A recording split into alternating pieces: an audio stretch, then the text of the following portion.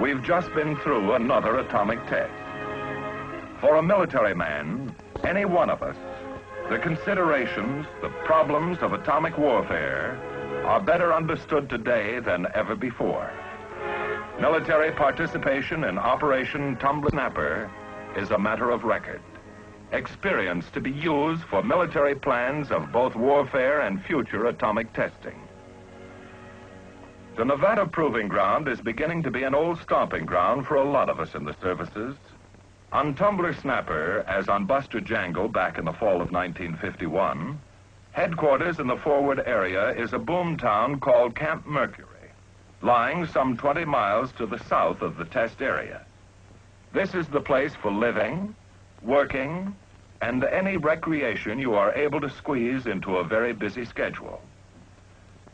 The Armed Forces machine for atomic testing was better oiled than ever before.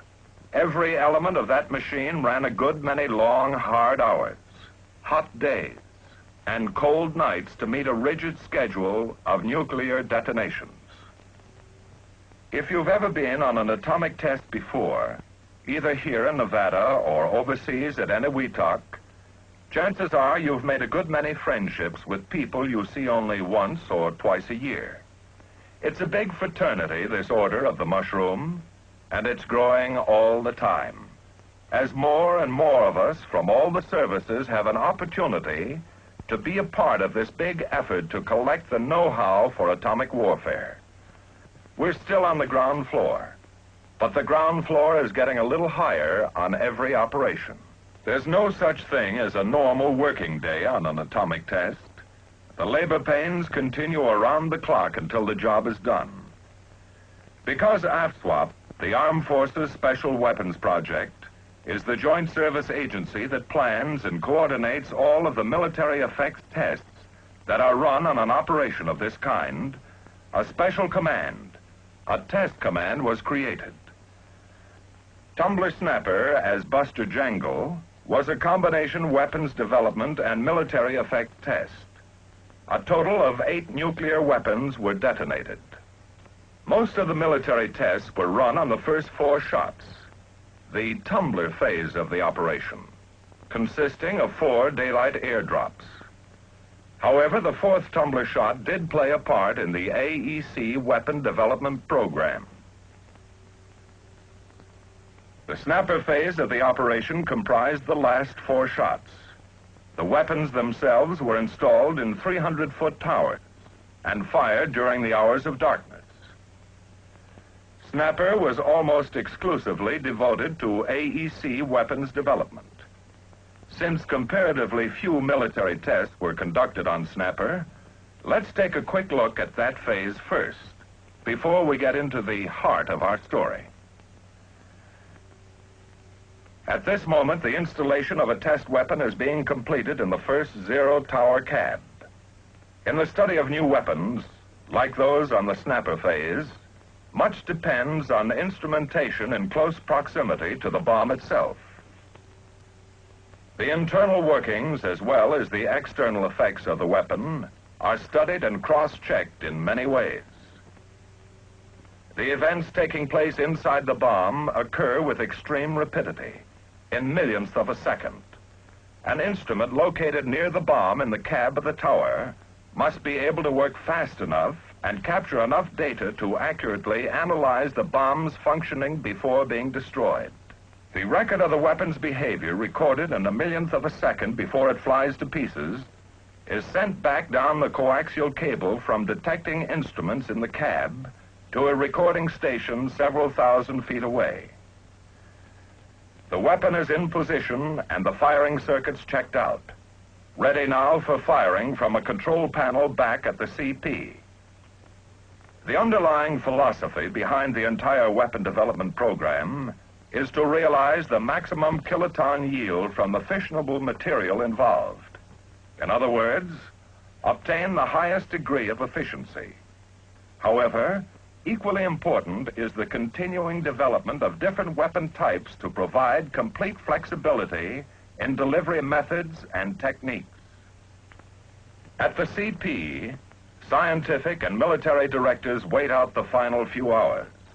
Everything is in place. Everything is ready at the Nevada Proving Ground.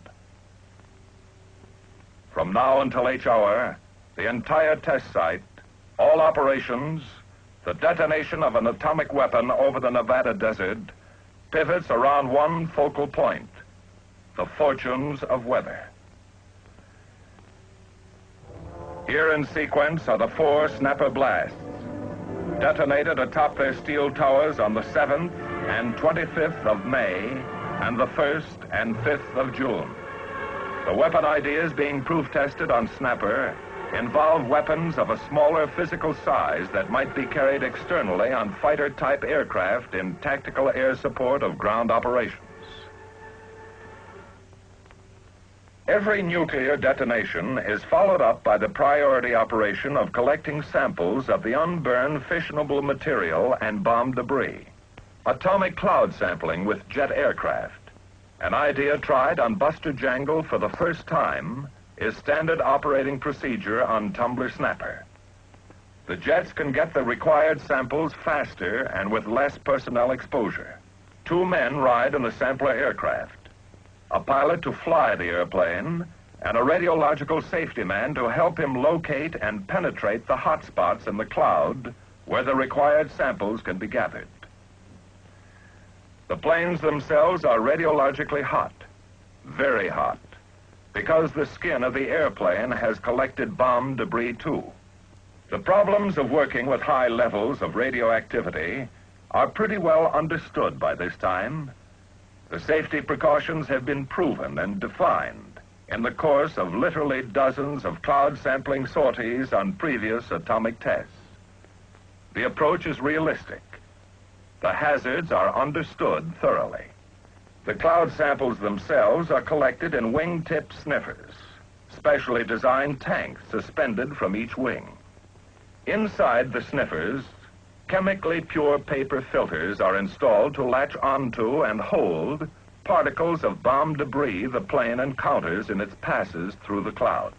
The operations are simple and literally eliminate the possibility of any serious personnel radiological contamination. All post-blast recovery of sample papers, as well as decontamination of the planes, will take place here, at a safe distance from the flight line. The jets will be ready for operation in about 24 hours from now. Once the sample paper from the sniffer is removed, it is placed in a lead coffin for safe transport to Los Alamos and complete radiochemical analysis. Well, that gives you an idea of the snapper phase of the operation, of military interest in the weapons development program. Those of us in the armed forces ran almost all of our tests on the airdrops, the first 4 shots of the operation, the tumbler phase. On Tumbler, we had to get the answer to what was perhaps the most important military question with respect to the effects of atomic weapons since the proof test of the first bomb at Alamogordo. Back in about 1948, a series of curves were prepared on blast pressures versus distance for different heights of burst and different yields of bombs. All our offensive and defensive plans incorporating or considering atomic weapons were based on these curves. These curves are wrong. The error is severe according to more complete data collected on later atomic tests. Diagrammatically, an atomic detonation looks like this. 4 effects are produced: light, heat, radiation, and blast or air pressure. Since blast is the primary destruction force of the bomb, let's take a closer look at the blast portion of the event.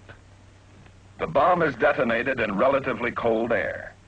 The pressure wave produced by the energy released moves faster than the speed of sound in all directions at the same time, in what is known as the incident shock wave.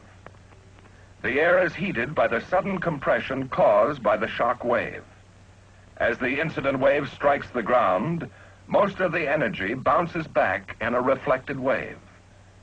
The resultant peak pressure in the reflected wave is about double the pressure in the incident wave, thereby doubling the destructive power of the shock force, or front, moving across the ground. Because the air behind the incident wave is hot, the reflected wave can move faster and gradually compress the base portion of the incident wave into a wall or stem of boosted air pressure, called a Mach Y stem. On a graph, the event looks like this. The greatest pressure, of course, is produced at ground zero by the combination of the incident and reflected waves. The pressure gradually drops off as the waves move out from ground zero until the Mach Y develops and increases the pressure again.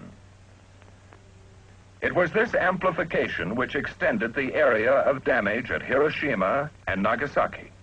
The Mach Y stem worked over every type of structure: masonry, steel frame buildings, reinforced frame buildings.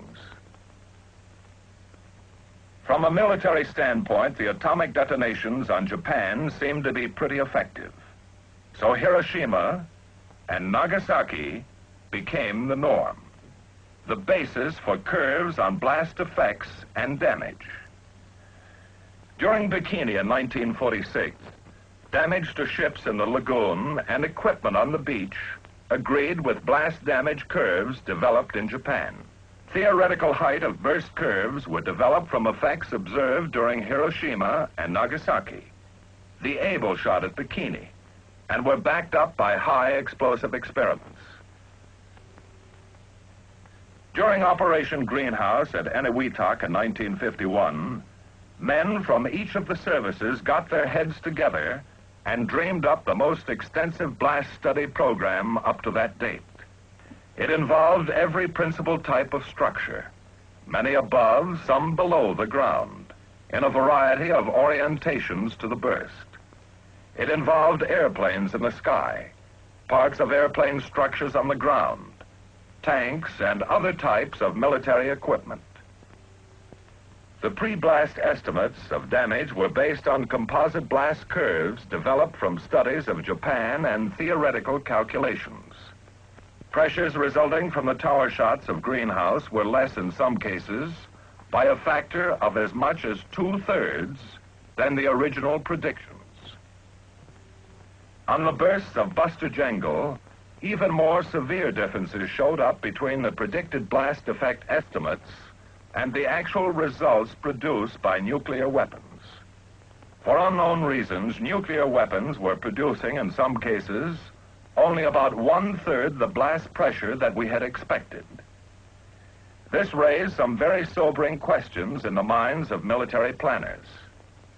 We knew the energy was there, but something somewhere along the line was happening to lessen or cushion the full effect of the blast. Where and why are there such discrepancies in our blast curves? Getting the answers was our priority objective on Tumbler. Several things could be happening.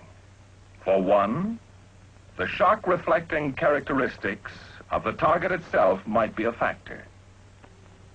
For another, the thermal radiation might cause the dust on the ground to stir up to such an extent that it cushions the shock wave. It might heat up the ground and the air layer close to the ground to such an extent that it would alter or soften the full effect of the blast or the development of the total potential force of the reflected pressure wave. On the other hand, perhaps there is a completely unknown reason why our estimates of the optimum height of burst for an atomic bomb were wrong. So nuclear weapons were used for the purpose of establishing new blast curves at the Nevada Proving Ground in the spring of 1952. The first weapon will be detonated over Frenchman Flat, site of Operation Ranger in 1951. This is a dry lake bed with moderately stable soil and generally high thermal reflecting characteristics. The blast measurement line stretches 4,000 feet west from ground zero. 50-foot poles were placed every 250 feet along the blast line, with instrumentation running from ground level to the very top, changing the lake bed from its normally flat, deserted appearance to that of an outdoor scientific laboratory, complete with intricate instrumentation of all sizes and purpose. All of this will help determine the blast characteristics produced by a nuclear weapon over this type of target, and to extensively study phenomena occurring in the air layer close to the ground. To aid the many projects in making a more complete evaluation of their results, the Air Weather Service is installing special instruments to record wind direction, speed, air temperature, and relative humidity. This data will help by recording the exact meteorological situation around the test setups at shot time. Another instrument, known as a blast switch, will record the time of arrival of the shock front at ground level, 10 feet and 50 feet. These are installed at stations along the blast line to give us additional information on blast and its behavior as a function of time and distance from zero. The next set of instruments, Wianco gauges, located at 3 elevations on the pole, will measure variations in pressure with time and distance. Gauges on the pole are parallel to the blast line, and at ground level are flush with the earth. The gauge itself incorporates a pressure-sensitive recording element placed behind the hole in a 17-inch baffle. We're trying every angle and every gadget we can to find out what really does happen when an atomic bomb kicks out fiercely at the world around it. To get a picture of blast pressure driving into the ground, we're installing self-recording accelerometers 5 feet below the surface. At this shallow level, we hope to obtain data on movement of the shock wave, both vertical and horizontal through the medium of Earth. Other accelerometers placed to a depth of 50 feet will record the deeper responses. To get still another cross-check on the shock front or blast wave, as its arrival time is clocked by succeeding stations along the blast line, we're utilizing another type of blast measurement instrument called a Bendix gauge, installed at ground level at each of the stations. At 10 feet and ground level, we're installing dust collectors to see, first of all, if the thermal phase does kick up dust, and if so, to determine the size and density of the material that could possibly be a factor in reducing the power of the shock wave, besides absorbing and retaining some of the heat. By establishing air temperature at ground level, at 10 feet and at 50 feet before the burst, during the period of thermal radiation, and during and after the shock wave, we hope to get one check on the effect of this hot air layer on the shock wave. We're using a self-recording temperature measurement device called a thermocouple, which contains a very delicate temperature-sensitive element capable of recording temperatures ranging from normal temperature on the Nevada desert up to 1,000 degrees centigrade and back again to normal in a few fleeting seconds. At some of the closest stations, we're installing other types of air temperature gauges, 2 and 4 feet above the desert floor, to further our studies on air temperature versus time in proximity to 0 point. We're installing another gadget, a sound velocity recorder, to give us still another cross-check measurement of the temperature of the air above the ground at the time of the burst, during the period of thermal radiation, and up to the time of arrival of the blast wave. This is done by measuring changes in the velocity of sound produced and received by the instrument. We hope this will prove to be still another way to determine the interference of the hot air layer close to the ground with the subsequent blast wave. By sundown the day before the shot, we had our blast line poles fully decorated like a row of weird Christmas trees. The working scaffolds had been pulled down, the cable trenches filled, and the area leveled. Our job is over for the present. All we can do now is wait. What has been feverish activity during past days and weeks suddenly becomes quiet, studied, in a way desolate. This is the last check, The final inspection by Los Alamos and military test directors as they survey the blast line with its complicated array of instrumentation above and below the ground. All is secure. Frenchman Flat stands alone and ready for the first shot of this operation. Shot day, 0 hour minus 10 seconds. The drop plane has released the first weapon of the operation. And as the bomb falls, smoke rockets are fired to form a grid. High-speed cameras record their responses as a measurement of blast pressures above the ground. This bomb is not a test of a new idea, but a weapon with a 1 kiloton yield detonated at an altitude of 800 feet to closely correlate the effects with the low-yield bomb of Buster Baker. Once the dust is settled and the safest routes for re-entry are chosen for us by the RadSafe people, we quickly move back to the blast line stations to recover our instruments and their very hard-to-come-by data as soon as we can.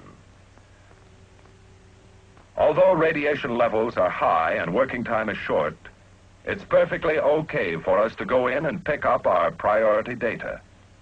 We're all understandably anxious to get the answers, although this may take weeks or months of study and evaluation before the final determinations are made. With the first shot of the tumbler phase completed, we're taking the rest of the weapons north, some 10 miles across a ridge of mountains into the next valley, Yucca Flat, site of the Buster operation, to try different heights of bursts over a completely different type of target.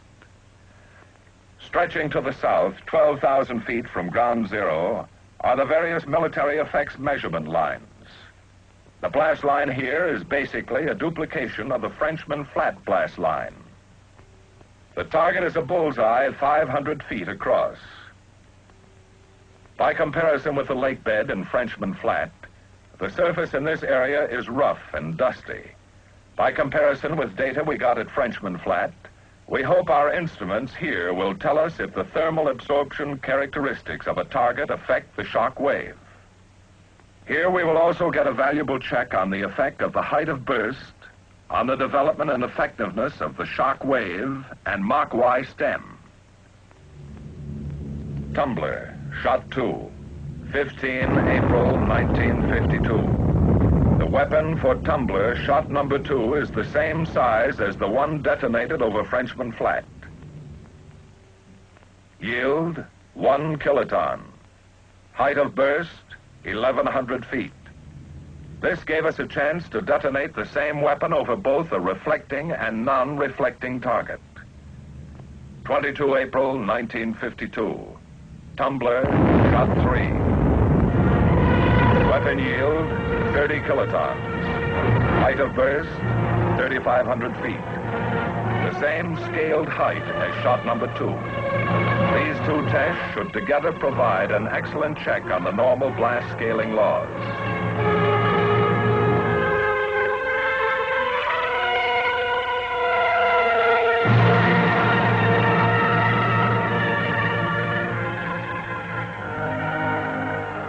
To help the defense establishment produce their new height of burst curves, the Air Force dropped the weapon in a standard ballistics case.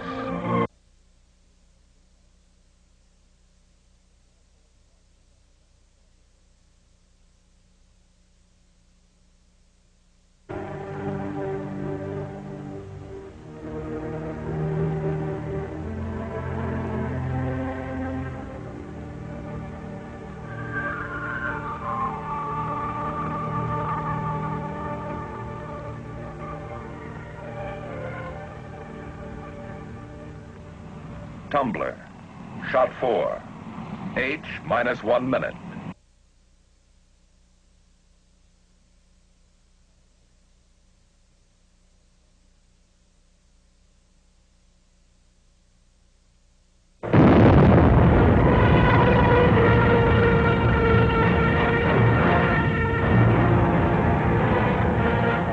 Yield, 20 kilotons.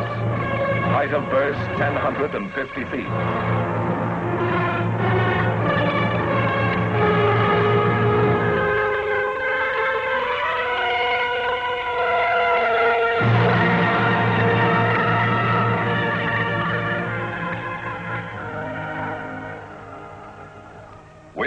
provide the opportunity to measure and study the characteristics of blast, the basic destructive force released by an atomic bomb, to study it in the course of 4 detonations over 2 types of targets, 3 different heights of bursts, and 3 different yields. The tumbler operation provided good experimental data on which we can base new height of burst curves for operational use. These curves falling between the old theoretical curves and the data obtained during Buster, providing for the first time experimental proof of the advantage of detonating an atomic bomb high in the air when weak targets such as aircraft are involved. We also found that the normal cube root blast scaling laws developed from high explosive tests apply to the blast pressures from atomic weapons. A new phenomena which may account for the low pressures measured on previous tests was observed for the first time on the 4th shot of Tumbler, a so-called precursor pressure wave moving out from ground zero in advance of the incident shock wave from the bomb. This precursor wave may be caused by the intense thermal radiation released at detonation. We'll have to study, analyze, and cross-check, and then return to our outdoor laboratory again to proof-test our findings. But blast phenomena wasn't the only thing studied on Tumbler. Let's go back and take a look at some of the others. Before Tumbler, there was little information about the effects of blast on aircraft dispersed in the vicinity of the burst. We didn't know for sure how much blast pressure an aircraft could withstand and still take off on a mission. So we moved a variety of aircraft types into stations at various distances from ground zero. The aircraft themselves were positioned in a variety of orientations to the burst. Some faced directly into it, some directly away, some at oblique angles, some at right angles. Will orientation be a factor? If so, how much? Since a fighter is built to withstand greater load factors than a bomber, will the fighter sustain less damage? Will jet planes, which are built to withstand the great pressures of high speeds, sustain less damage than conventional aircraft? We're primarily attempting to define the damage area limits under the different conditions of detonation. So if a plane was not damaged on one shot, we moved it closer for the next shot in an effort to find the breaking point. Some aircraft themselves are instrumented to record the strains and pressures inflicted upon them. We're backing up the instrumentation in the planes with thermal measurement instruments near them on the ground. We have positioned some of the planes behind shields and revetments to help us analyze the value of passive defense for enemy aircraft and for our own planes. We're going to get a lot of valuable information, too, on the effort required to return aircraft to an operational status after exposure to a burst. Shot day. The effects of an atomic bomb on aircraft.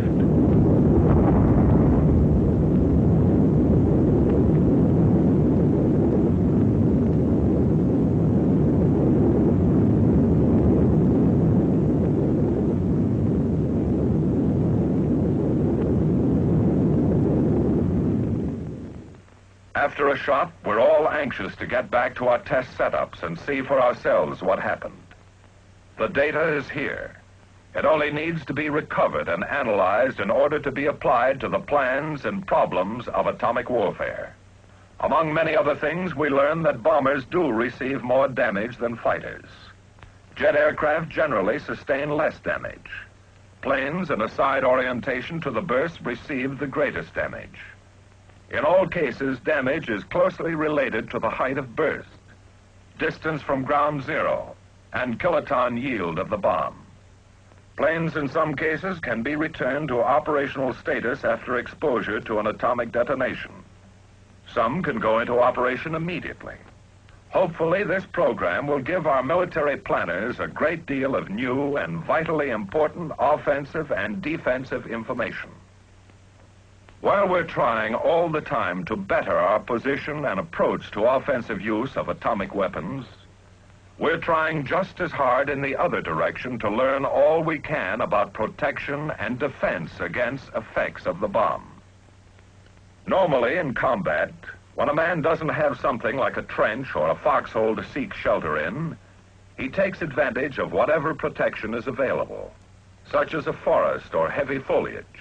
So we went to Mount Charleston near Las Vegas, selected and carefully removed some evergreen trees that were in perfect condition to bring to the test site. We've been making studies for years on the thermal characteristics in different forest situations. By pulling trees over, breaking them, and various other tests, we have developed some very reliable systems for estimating the static forces necessary to damage trees. Now we need to learn the reaction of trees to the dynamic forces and thermal radiation produced by atomic weapons. Once the trees arrived at the site on special trailers, they were carefully removed to minimize the amount of breakage and planted in concrete foundations at varying distances from ground zero. Since we know the breaking point of these trees pretty well, we're trying to place them in positions and at distances to measure how much the trees will bend under the shock wave forces. Then we know how much more it would take to break them. We're instrumenting the trees with strain gauges, scratch gauges, and other gauges. Some of our other trees are like something right out of science fiction. During the operation, they took on the nickname of lollipops. Actually, they're idealized tree models, consisting of flat metal plates mounted on steel beams. The lollipops are instrumented to help us determine the motion and bending strain on trees subjected to the fierce pressures in the shock wave. This combination of real and idealized model trees will also help us to get a good reading on the drag forces of tree crowns. Fires may be a discouraging factor too. So we're setting out a variety of things that could ignite and burn in a forest.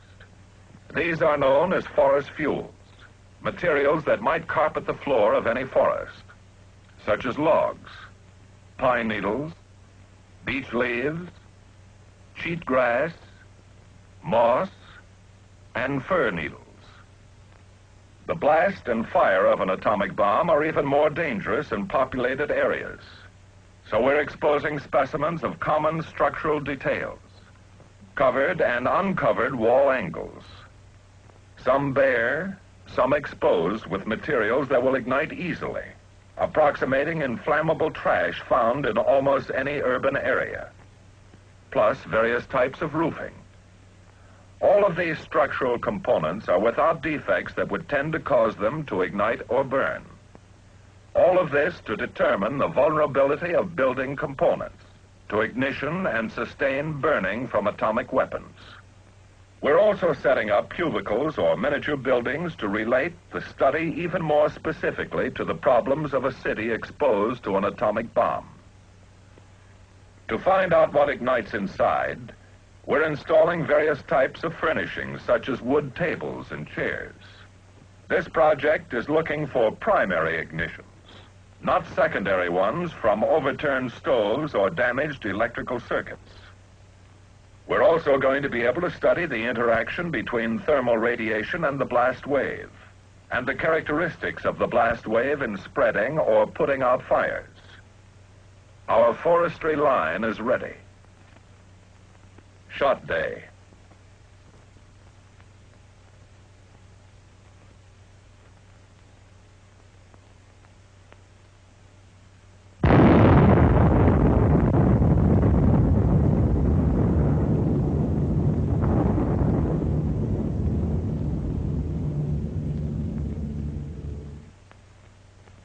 About shockwave effect on our trees, we learned that they are fairly flexible even against the dynamic force of the bomb. There was a minimum amount of breakage and little damage from flying missiles. However, all of our stations did not come out unscathed. We found that with trees in good condition, generally good thermal protection will be available, thus lowering the degree of burning and the ultimate area of damage. But a full evaluation of their blast protection or hazards will depend on more extensive tests in the future. Our fuel samples were upright to provide the most ideal conditions for igniting and to help us find the limits of the bomb's ability to start and blow out fires. It is only relatively close in that the shock wave blows out a fire. Our miniature buildings and structural specimens gave us valuable data and confirmed many predictions. Sustained burning will not occur if structures in good condition are beyond the primary blast area. After the heat from the bomb has diminished, the fire will generally go out. There would probably be some ignitions through open and broken windows. Then we set out to broaden the foundation of knowledge on which we can reliably base troop participation in atomic warfare. First of all, we want to learn more about the effect of atomic bombs on the combat tools of ground troops. So we're going to let the blast work over a wide range of implements used by soldiers in the field. A cross-section of everything that rolls or shoots will be exposed in a variety of orientations to the bursts and at several distances from the detonation, from large artillery units and heavy machine guns to light weapon emplacements. Shot day, Camp Desert Rock, H-5 hours. Throughout much of recorded military history, it's clear that the effectiveness of troops is geared to their psychological attitude toward the weapons used and situations encountered.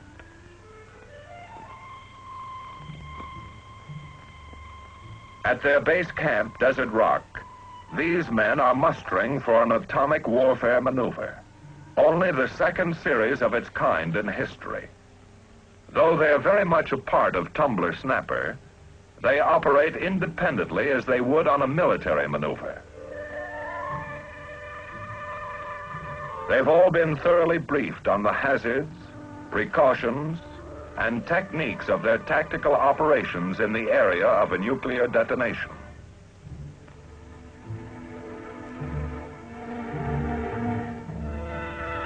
After the time check, the word is roll out. Every man is accounted for.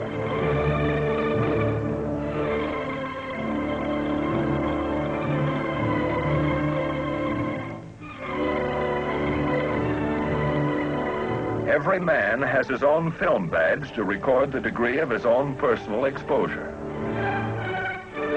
Every group is accompanied by trained radiological safety monitors to be with them in the contaminated areas.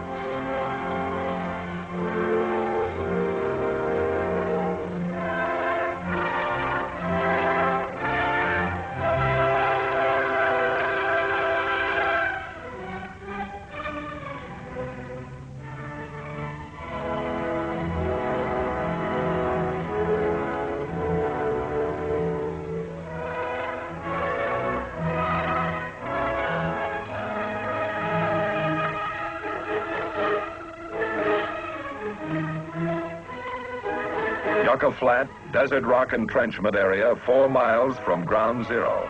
H-90 minutes.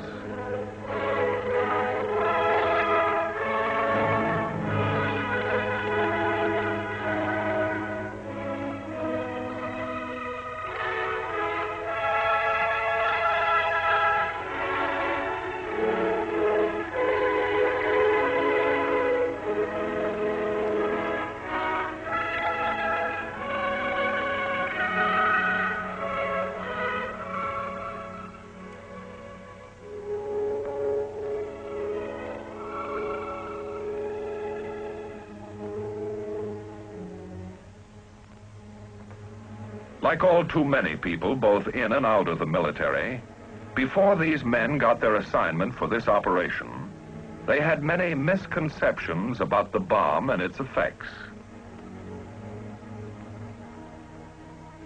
Some of them thought they would never again be able to have families.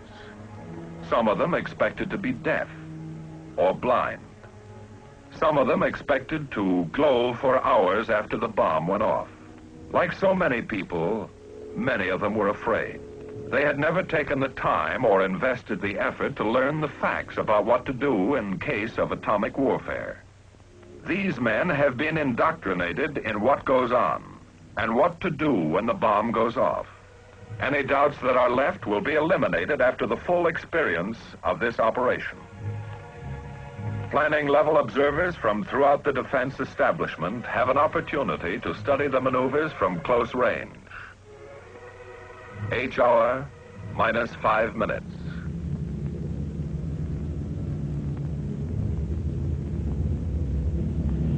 May I have your attention? The B-50 type aircraft you see overhead is the drop plane on its bombing run. The time of fall will be 40 seconds.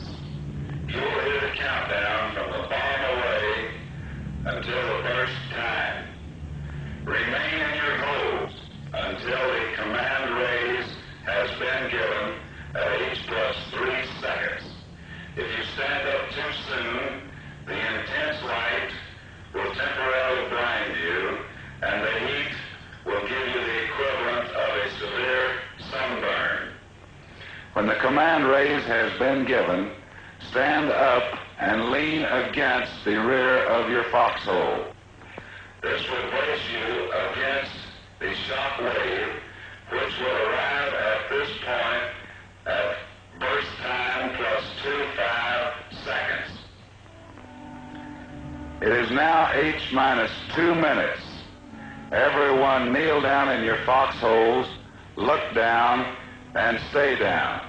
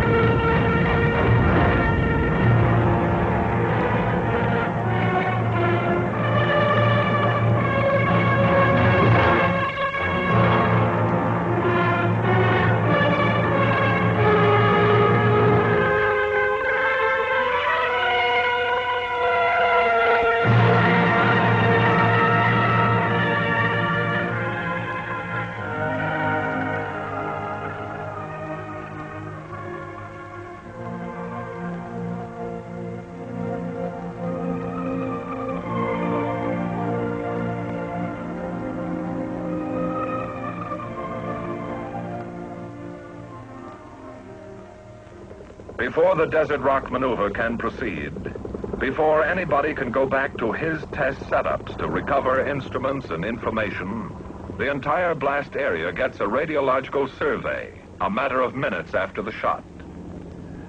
The armed forces are responsible for all radiological safety on the operation. This is very important experience for military preparedness as well.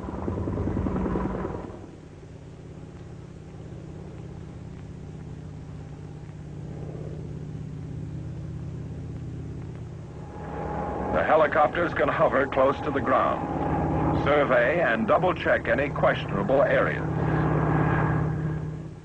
Re-entry routes and procedures are determined accordingly by the men of RadSafe Operations and the commanding general of Desert Rock. On 3 of the tumbler shots, the Strategic Air Command operated bombers at operational altitudes above the burst.